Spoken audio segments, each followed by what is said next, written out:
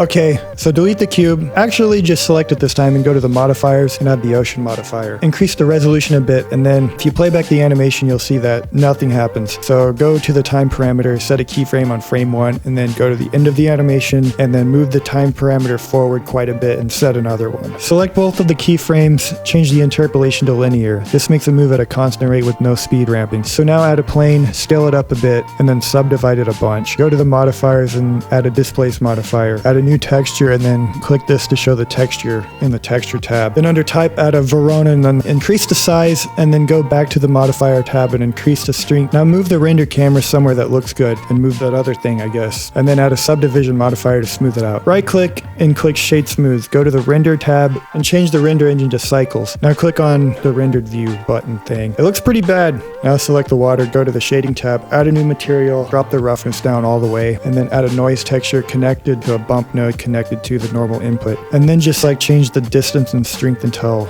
you see smaller ripples in it. Most of the magic happens with the world shader, so change this from object to world. Delete the background node, add a volume scatter node, lower the density to 0.1, select the light, change it to a spotlight, make the light brighter, duplicate it and rotate it around. Press shift and select the first one, and then hit Control P to parent it. Add a keyframe at frame 1, and then at the last frame, just rotate them around, and then add another one. Make those keyframes also linear. To make the image a bit more dynamic, add another light. Move it somewhere, make it a lot brighter, change the color. I'm not sure if this will do much, but let's add a texture to the rocks. Select them, change this from world to object, add a new material, add a Verona texture, connect the distance into the color ramp node, just make it brown or something, and then add some camera shake.